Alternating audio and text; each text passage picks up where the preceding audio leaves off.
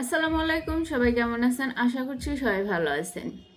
তো আমরা মনে করি যে আমাদের জীবনে সমস্যা থাকা উচিত না। এত সমস্যা কেন? আল্লাহ পাক এত সমস্যা দেয় কেন?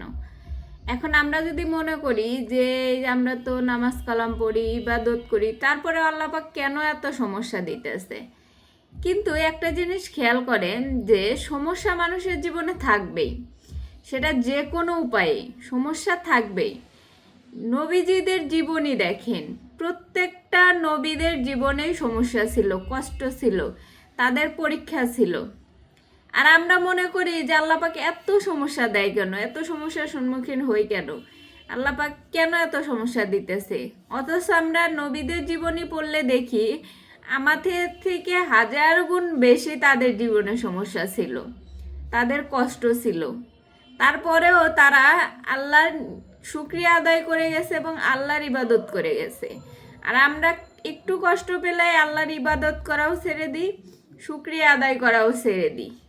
যার কারণে হয়তো আমাদের সমস্যাগুলোর কোনো সমাধান বের হয় না। যেরকম যে কোনো কিছু সমস্যা যেখানে আছে সেখানে কোনো না কোনো উপায়ে সমাধানও আছে। কষ্ট যেখানে আছে সেই কষ্টের শেষও এক জায়গায় আছে, কিন্তু আমরা ধৈর্য ধরতে পারি না। একটু কষ্ট হলে, একটু মানে সমস্যার সম্মুখীন হলে আমরা মনে করি যে জীবনটা শেষ। এত কষ্ট কেন আল্লাহ পাক আমাদের দেয়? অথচ এর থেকেও দ্বিগুণ কষ্টে আমাদের নবীরা পার করে আসছে। প্রত্যেকটা নবীর জীবনী পড়বেন, তাদের জীবনে যে কষ্ট, যে বিপদ আপদ দুর্দশা গেছে, সে তার যদি এক ভাগ আপনাকে দেওয়া হতো তাহলে আপনাকেও হয়তো এই দেশের মধ্যে খুঁজেই পাওয়া যাইতো না।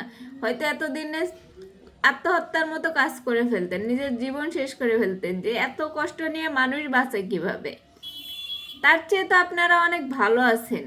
সেই জন্য আল্লাহ পাকে শুকরিয়া আদায় করতে হবে। যে কোনো অবস্থায়, যে কোনো জায়গায় যাই করেন না কেন, যে কোনো কষ্টেই থাকেন না কেন, আল্লাহ পাকের শুকরিয়া যখন আদায় করা শুরু করবেন তখন দেখবেন যে কোথা থেকে আল্লাহ পাকের নিয়ামত চলে আসতেছে, সেটা আপনারা নিজেরাও কল্পনা করতে পারবেন না। সেজন্য জীবনে যাই করেন, যে অবস্থায় থাকেন, আল্লাহ পাকের শুকরিয়া আদায় করবেন। আর মনে রাখবেন যে কষ্ট যেখানে আছে, বিপদ যেখানে আছে, যেখানেই কোনো অসুবিধা হবে আল্লাহ পাক সেখানে কোনো না কোনো সমাধান রেখেই দিছে। সেই সমাধানের খোঁজ করতে হবে। তাই নিজের প্রতি হতাশ না হয়ে, নিজের দুর্বলতাকে দুর্বল মনে না করে এগিয়ে চলার নামই হচ্ছে জীবন। তাই দুর্বলকে দুর্বল মনে করবেন না, যে কোনো কষ্টকে কষ্ট মনে করবেন না। কষ্ট জীবনে থাকবেই, জীবনে বিপদ আপদ আসবেই। সেই বিপদ আপদ যেন আপনার লাইফের সবটুকু খেয়ে না দেয়, সবটুকু ধ্বংস না করে দেয়, সেদিকে খেয়াল রাখবেন। বিপদের জায়গায় বিপদ থাকবে, কষ্টের জায়গায় কষ্ট থাকবে। সেই জায়গা থেকে আপনাদেরকে সমাধানের পথ খুঁজে বের করতে হবে। আর সর্বক্ষেত্রে আল্লাহ পাককে শুকরিয়া আদায় করতে হবে। যখন সর্বক্ষেত্রে শুকরিয়া আদায় করতে পারবেন তখন দেখবেন যে ইনশাল্লাহ আপনার জীবনের সকল কষ্ট, সকল বিপদ আপদের, সকল কষ্টের সমাধান এসে যাবে। তো যাই হোক, সবাই ভালো থাকেন, সুস্থ থাকেন। আল্লাহ হাফেজ।